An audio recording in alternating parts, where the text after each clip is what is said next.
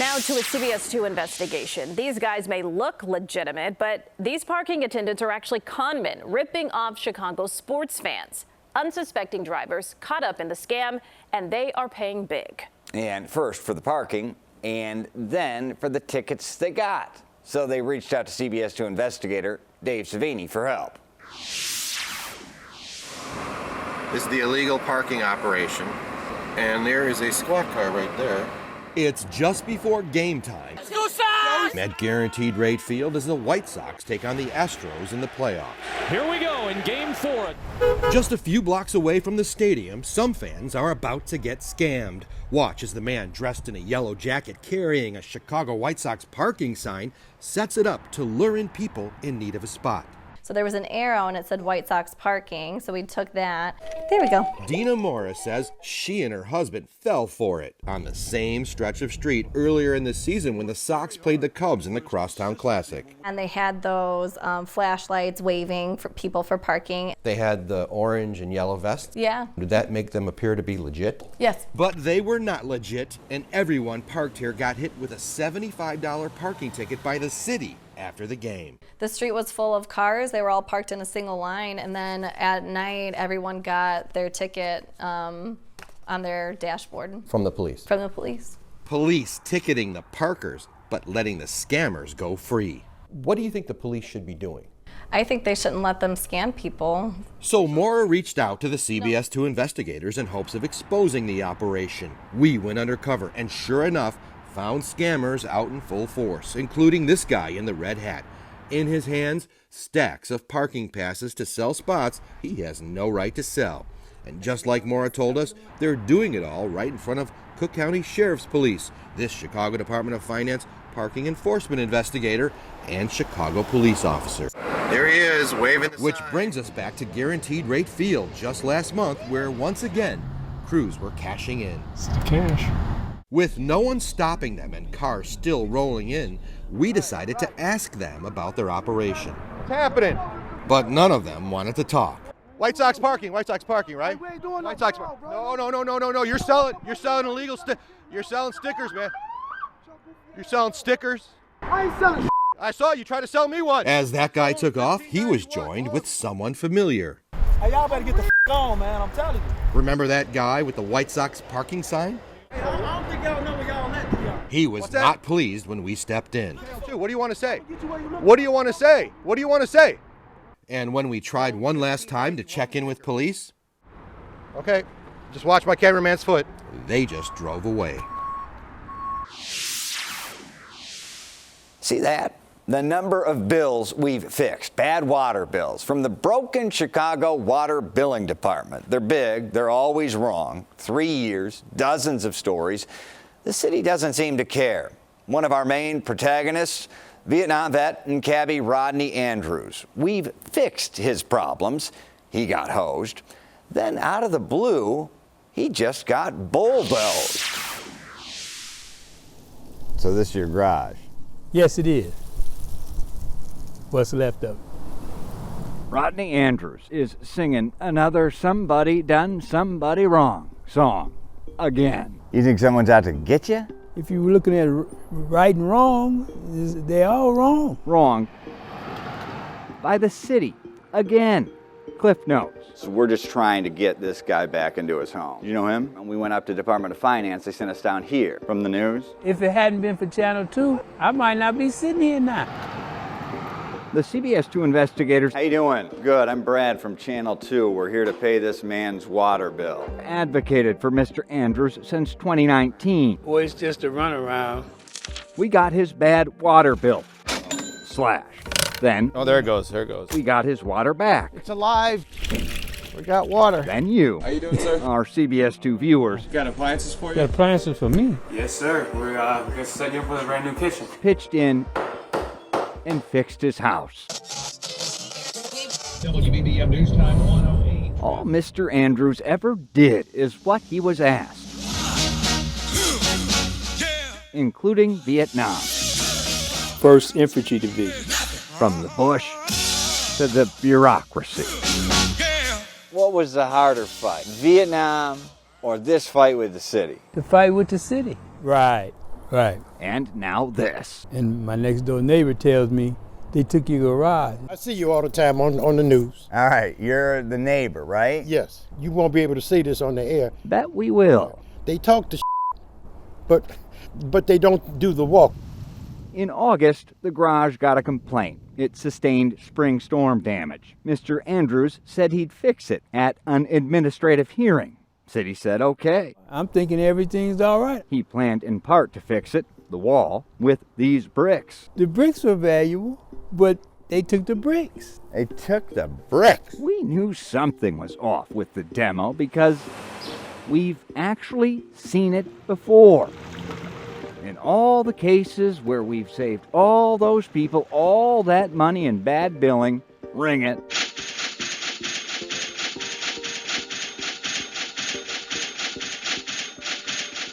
Now, reverse it. Miss Camilla Batten, like Rodney, was hosed and bulldozed, charged for water for a property that didn't even exist because the city demoed it.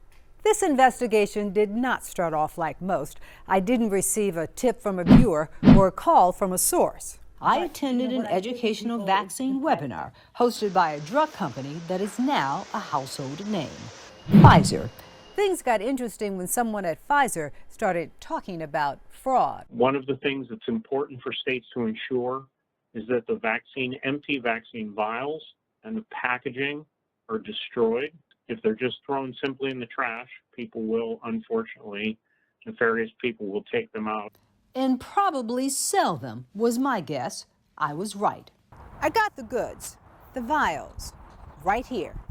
How we got them took us down a mysterious path that involved researching records, interpreting text messages, hidden cameras.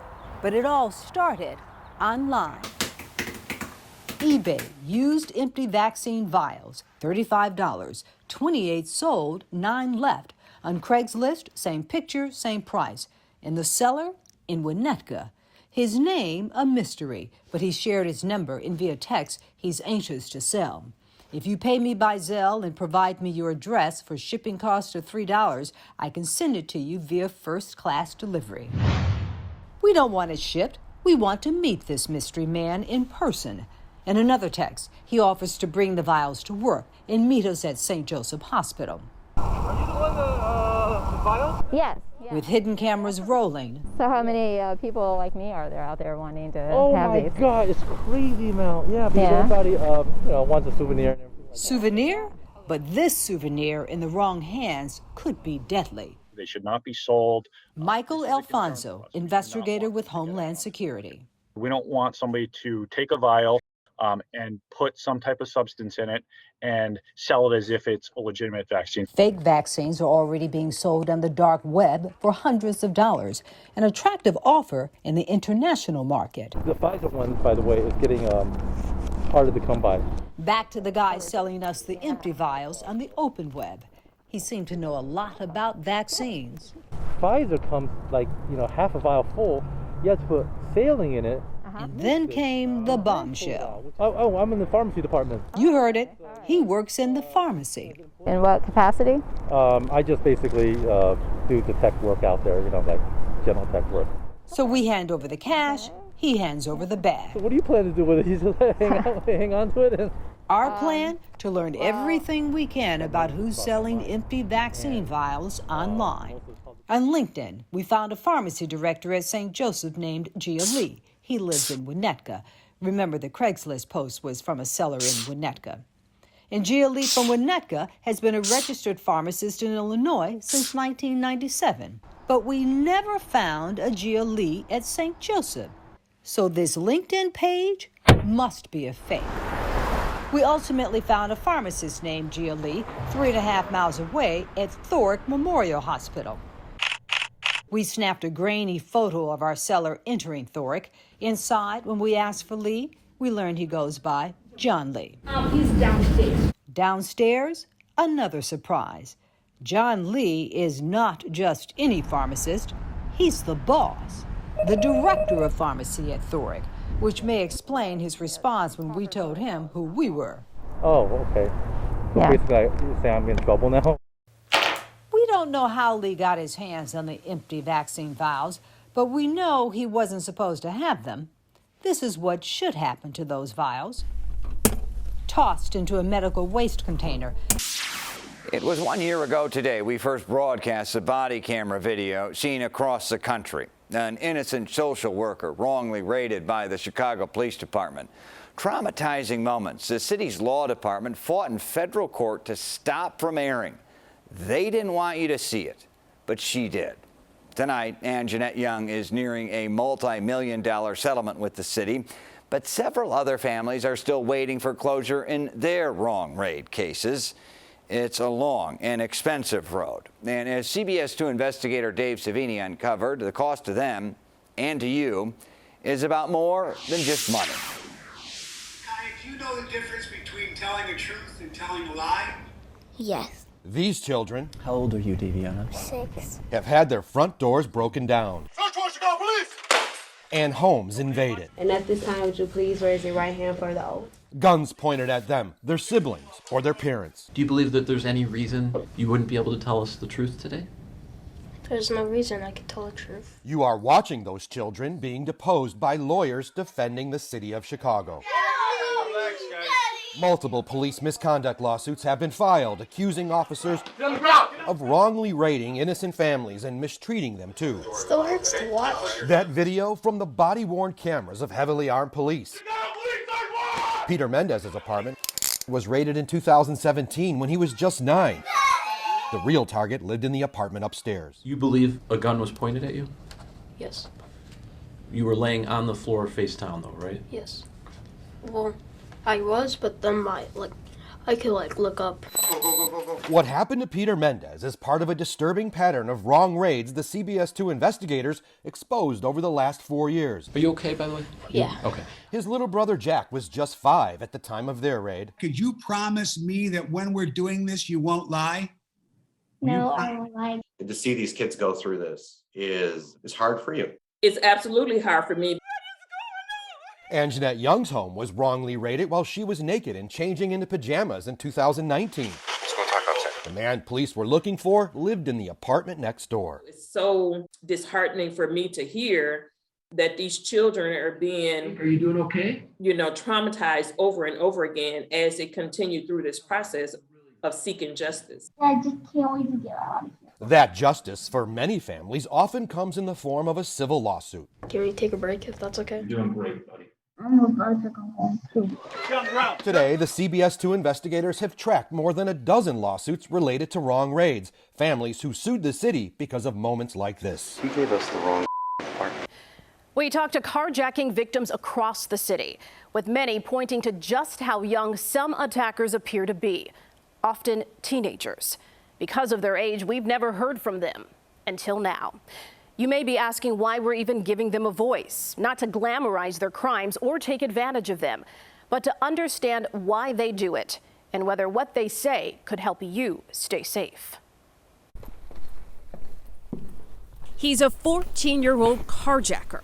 We'll call him David. I dragged him out the car and get it in. Nicole is 16, with a long list of carjackings on her record. How many? I'll say 6. I don't know. I don't count. And there could be hundreds of teens in Chicago looking for their next victim. After that first one, did you have any regret? Nah. It's happening in dark alleys, busy parking lots, even steps away from your front door. I could just feel her hand around my neck. Leaned over into the car and put the gun to my head. Put a gun to my chest and said, if you move, I'll kill you. We've been tracking a surge in carjackings for 2 years, with many victims shocked by the age of their attackers. The wife of a man shot dead when teens couldn't figure out how to drive his car. Oh, my husband's back. The daughter of an Army veteran beaten to death by teens. It makes no sense to me. Chicago police say they've expanded their carjacking task force twice already this year. But until now, you haven't heard straight from young carjackers on what motivates them to commit these crimes, how they choose their targets, and if anything will make them stop. We spoke with 3 teens, setting up a room so we wouldn't see them and they wouldn't see us or each other. nothing else was off the table. What drew you to it? The game, GTA. David is talking about the video game Grand Theft Auto. If you don't got a car now, you could just take the car from people. It looked fun. I wanted to do it. Take me back to that first time. Me and my friends, 3 of us, we was walking, and I told him, let's take a car. We saw a man, and we just ran and stuck him up and got in the car and drove off. Did he seem scared, shocked to see someone, so young doing it? Yeah. Would you say that it was easy? Yes. He says getting the gun was also simple. People on Facebook and stuff, they sell guns. So you were able to buy a weapon off Facebook? Yes. Do you find that a lot of kids your age do that? Yes. Nicole does it for different reasons. I had some place to go and I didn't have a way there. Sometimes I'll even sell a car, get a car just to get money. She says being a girl works in her favor. They wouldn't probably expect a younger age female to be out here carjacking. In your tenure, would you say this is your most significant achievement? I would say yes.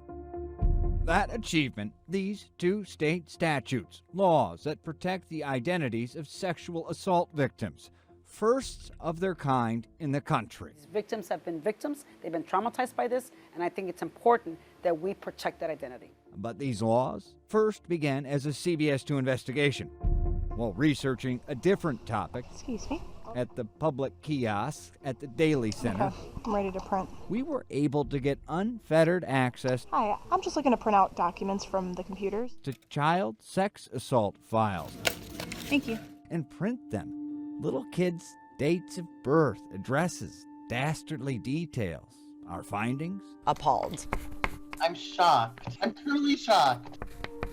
I mean, people will be outraged when they hear this. They were. So was the new clerk. It's my #1 priority here when I first got here. Congratulations. Thank you. In late 2020, Clerk Iris Martinez took over one of the largest county circuit court systems in the country. We're pulling up the case. In charge of logistics, hardware, software, paperwork, decades of court case files. Our findings, we had no business finding. There was already a 1986 law on the books preventing such access to children's files, but it was vague and ignored. Outgoing Clerk Dorothy Brown not only denied responsibility, but she only began concealing the documents when State's Attorney Kim Foxx threatened to sue her. Did it need to be this hard to get a solution? No, it doesn't need to be this hard. Former Clerk Brown's office also said they fixed the problem. They did not. Still not open. I've joined you from outside IDES offices like this one for almost a year now. They've been closed that entire time. And at this point, experts say their closures are only hurting those who are already hurting most. Right now, at this time with the pandemic going on, it's hard for a lot of people out here. LaTanya Willis is one of them. She says she needs in-person help because she couldn't finalize or file her claims appeal online. That's why, after waiting and waiting on a call, she drove to an office like this one, only to find it closed. Don't just have us out in the dark. The appeal she tried to file, the appeal she says she physically handed to a security guard outside the office, something IDES does not advise, never made it into the system. And by the time she got the callback she was promised, she missed the due date, now stuck back at square one. In the middle of Michigan farmland at Lakeview Cemetery, where there's no lake in view, there's a headstone with a date on it, 9/11/2001. Here lies Barbara Edwards with her parents. There's Scotty and Omi, your dad and me. She died in a fireball. This was the weekend before she passed away. Despite what cliches tell you about the passage of time, it still burns. It's just a big hole that's never even closed a little bit. Barbara's son, Scott. His son, Scott Jr., the only grandson Barbara would know. Do you remember her? No. No recall of Barbara's bear hugs and big kisses. Years earlier, same big hugs and kisses to another Edwards baby boy. That was me. Barbara Edwards was my godmother, my aunt. Here she was, my 1997 high school graduation. She was funny, sandwiched between me and my brother. Then I got busy. 4 years of college. Thank you. That was the last time I ever saw her alive. Bye. A regret I never forget. It's morning in Dallas, Texas. That's the cutest picture. Home to the Aww. Scott Edwards family. Does 9/11 play an active role in your life? Yeah, it does. Yeah, it does. Barbara never met her now 16-year-old granddaughter. What is your full name? Anna Barbara Edwards. Anna Barbara Edwards. Can we hold hands? Yes. Remembering Barbara. A lot of energy and a lot of volume. Loud. Loud. Barbara, a high school cheerleader with blue eyes as placid as the Lake Michigan water she loved. Barbara and my mom married 2 Edwards boys. They had 5 more Edwards boys. Her son Scott and I, the youngest of each family. Scott became a Marine. Let's get out of here. Then,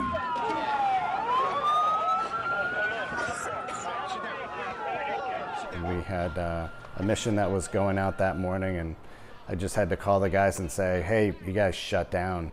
All flights in the U.S. are canceled. You need to just get in here. Scott abruptly halted drills on 9/11/2001, and his brother called. And he just said, matter-of-factly, like, Mom and the flags were on flight 77 and they're all dead. Barbara was flying home with family, friends, the flags on the Pentagon plane. Terror begot war. And the Marine son, who'd just lost his mom, left a new bride, a baby boy, and broken hearts to fight. Losing her, and then he deployed shortly after. Now it's 10 years. Things are gonna get easier, and it's 20 years, and it feels just like yesterday, and it's hard.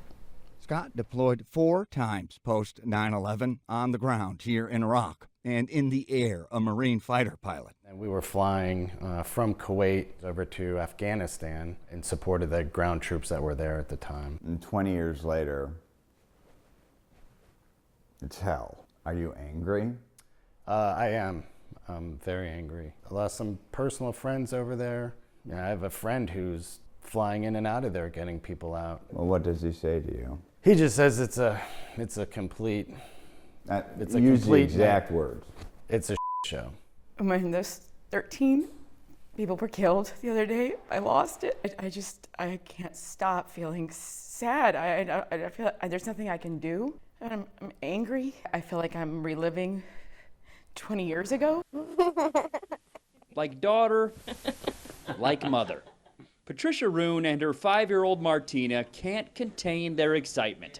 In just minutes, Martina will see her new wheelchair for the first time. Oh, I'm anxious, and I think she's anxious, and we're both very excited. It's been a long time coming, too long. It's a moment so big, Martina kept her eyes closed for the reveal, a moment years in the making. And a 5-year-old girl who struggles to walk. Back in February, Martina was the focus of a months-long CBS 2 investigation into insurance denials on necessary medical equipment. Blue Cross Blue Shield of Illinois denied her twice, even though a letter from the Shirley Ryan Ability Lab described her various medical conditions. And it feels sometimes like, I have to fight and fight for what we already know, that these things really are essential for them. When we first met Martina, she tried to walk home with Mom's help, but then fell climbing back into her wheelchair. That chair was generously loaned to her by a local charity, but as her mom explained, it's too big. After that story aired, I got an email from someone who asked to stay anonymous. They said the story brought them to tears, and they wanted to do what Martina's insurer would not: pay for the wheelchair. It was an eye-opening moment that led to this eye-opening moment. Like daughter, like mother, excitement overflowing. It's very awesome and very exciting. And after trying to get it for a really long time. And the runes have a message for that donor. I hope they can see the emotion on my face and how truly grateful and thankful that I am. And you guys are amazing, and thank you so much. Love it. Patricia says the chair will help Martina join her friends on the playground, or perhaps the zoo. Cindy Penguin. For now, they're off to explore the city, excitement and all. Tim McNicholas, CBS 2 News. You hear that? That's the sound of a dream come true. Or for the pastors at Trinity Resurrection United Church, wonderful. An answered prayer. The more we see, the more we thank God. If it had not been for CBS, I am telling you, my God. Back in September, we showed you their missing ceiling tiles, loose floor tiles, and the door about to fall off entirely. We showed you how 98-year-old Charles Davis is not just the senior pastor, but the senior handyman. And his daughter, Pastor Shirley Davis, shared her struggles to find donations for repairs. They don't pay you any attention. I can't be a Joel Osteen and pick up that phone and bam, there it is. No, that's not going to happen here. Lord Jesus, we love you today. Well, guess who called after that first story aired? Bigger than anything that's trying to stop us. Pastor Joel Osteen's church in Texas gave thousands to that tiny Southside church. CBS 2 viewers donated as well, and so did churches here in the Chicago area, including New Covenant Missionary Baptist and Victory Apostolic Church. I want somebody to wake me up, because this, in my mind, when I look at it, I have to be dreaming. Oh, and a repair company agreed to fix the ceiling tiles, the bathroom floor, and the broken door for free. And we want to thank God for Channel 2 News, the God using Channel 2 News to get the news out. The donations were enough for their most pressing need, a new parking lot. Their uneven gravel lot has caused major problems for the church's weekly food drives. Now during the wintertime, the deliveries can come all the way up to the building, sit those pallets down, and we can get the food in to help people. Pastor Davis says the lot will be paved just in time for their big Thanksgiving turkey giveaway. And this year, the Davises are especially thankful. Tim McNicholas, CBS 2 News. My name is Ngozi Ezike. The leader. I'm the director of the Illinois Department of Public Health. Guiding the state through the worst health crisis in recent history. Our knowledge of coronavirus increases every single day. Unlike past directors whose names we barely knew. If you are sick, stay home. After 151 press briefings, many of them daily. Again, we are asking that everyone do their part. This director, who happens to be the first black woman to hold the position, was thrust into the spotlight. When you took this job, I mean, nobody could have foreseen anything no, that we're going through. He said, there's a pandemic around the corner. Are you still good? And I was like, oh, bring it on. Right. Bring it on. I'm ready for it. Ready is an understatement. Her resume redefines impressive. She speaks 5 languages. Hay 64 casos confirmados de COVID-19. What's not on the resume, but equally important, wife. My husband is uber supportive, my biggest supporter. Mother of 4. My little one has been doing contact tracing. Enforcer of the pandemic rules. They haven't rebelled against it. Nobody's run away, so I think we're okay. The rules are unpopular with some. Let us play! The ban on sports prompted students and parents to protest. That wasn't a problem at all. They were far enough away from my home. What was a problem? The emails, the threats. What was one of the most painful emails?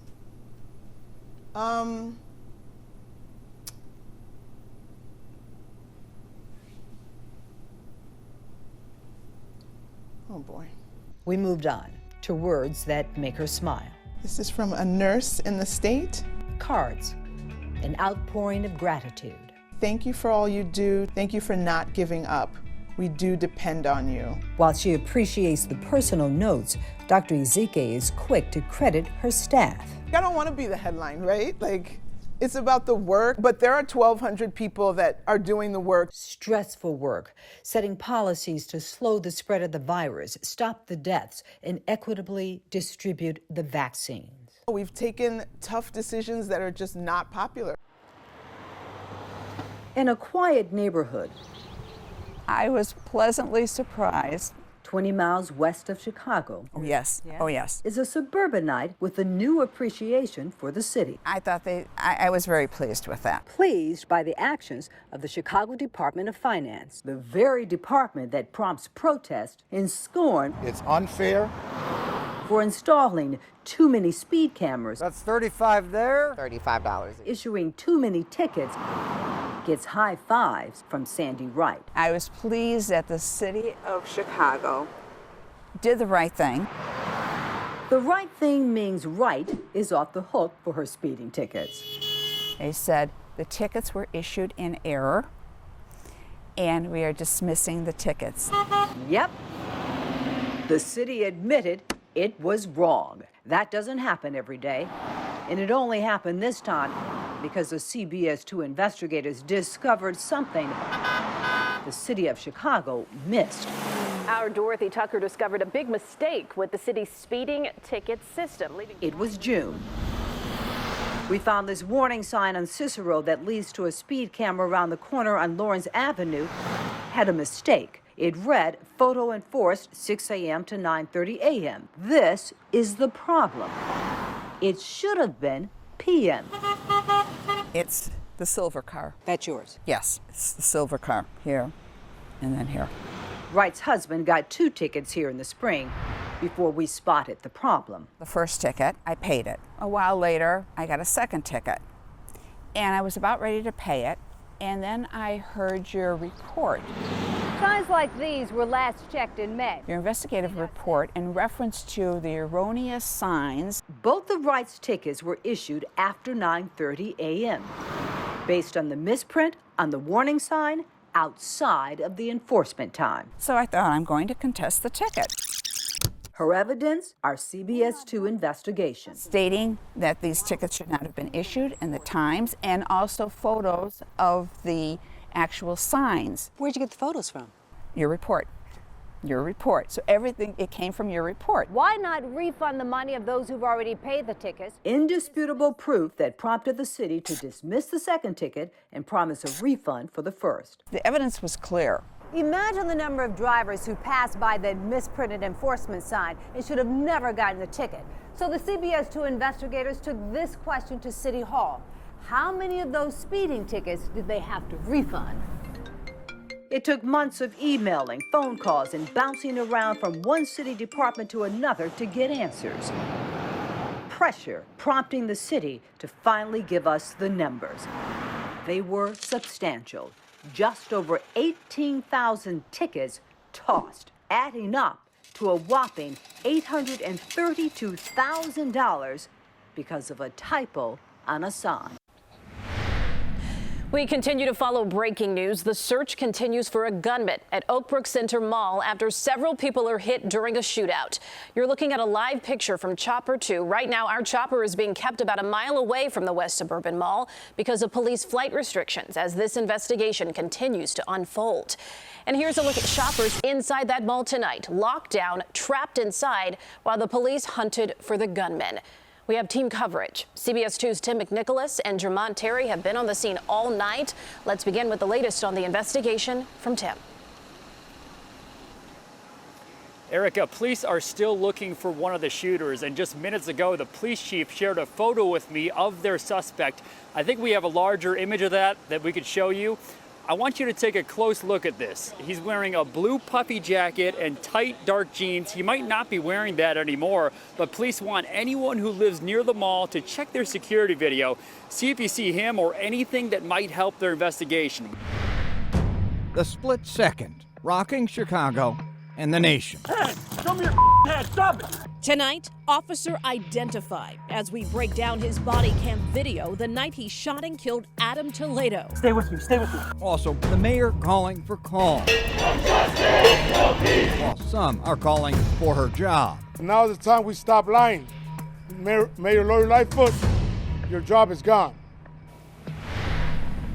We begin with a live look now from Chopper 2 protesters in the streets some 8 hours after the release of the Adam Toledo video. You can see here this is near Randolph and Peoria in the West Loop. We've seen a couple dozen people in the streets. Everything has been peaceful so far tonight, and that group ebbing and flowing, but staying about this same size throughout the evening. We have live team coverage. We begin with Jermont Terry on the ground with protesters. Jermont. That's right, Brad and Erica. We are heading east on Randolph, heading towards downtown. Behind me, I want to show you this group that has been out here for the majority of the night since around 8 o'clock. The night has been peaceful. However, this very small crowd, about 30 people or less, have made their presence very known. You can see that they are walking down Randolph, obviously in opposition of that video that was released earlier today by Cobra and the death by Adam Toledo. Breaking right now. We, the jury, find the defendant, Kyle H. Rittenhouse, not guilty. Kyle Rittenhouse breaks down in tears, collapsing in the courtroom after being found not guilty on all charges. To say that we were relieved would be a gross misunderstatement. And that's not all the defense revealed. What convinced them to put the teen gunman on the stand? Plus, what you couldn't see in the courtroom.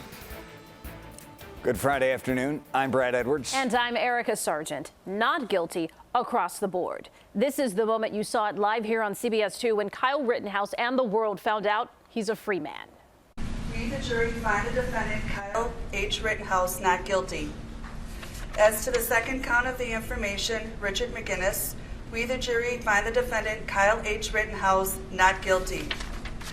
As to the third count of the information, unknown male, we, the jury, find the defendant, Kyle H. Rittenhouse, not guilty. As to the fourth count of the information, Anthony Huber, we, the jury, find the defendant, Kyle H. Rittenhouse, not guilty. As to the fifth count of the information, Gage Grosskreutz, we, the jury, find the defendant, Kyle H. Rittenhouse, not guilty. That's the reaction. We have live team coverage of the jury's decision, the reaction, and what is next for Rittenhouse. We begin with CBS 2's Charlie DeMar. Homes leveled, cars thrown around like toys, and trees split in half. A tornado in the western suburb leaves a path of destruction for miles. Now neighbors are cleaning up as the extent of the damage sinks in. I cannot stay in the house, not right now. Good afternoon. Right now at 5, the path of destruction across the western suburbs. Moments ago, the National Weather Service confirmed an EF3 did in fact touch down in Naperville. Winds toppling 140 miles per hour. At least 14 people were hurt when the tornado touched down. 2 are still hospitalized. Hundreds of homes damaged across Naperville, Woodridge, Darien, and other suburbs. ComEd has restored power to more than 45,000, 7,000 still waiting for their AC to turn back on. We have team coverage on the destruction on the ground, talking with the families whose lives changed overnight. And meteorologists Mary Kay Kleist and Rob Ellis are tracking the tornado's path. But first, it is a day of giving. Here's a live look outside our CBS 2 studios. Red Cross volunteers here with us today as we turn compassion into action. Giving back to an organization that gives so much to our community every single day.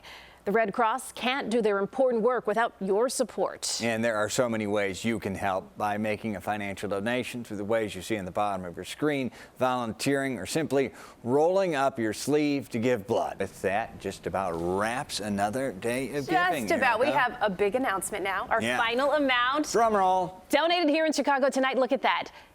A check for over $310,000. Add on that 308. We don't want to leave that out. And I'm told the donations are still being added up, so we will have a final number later.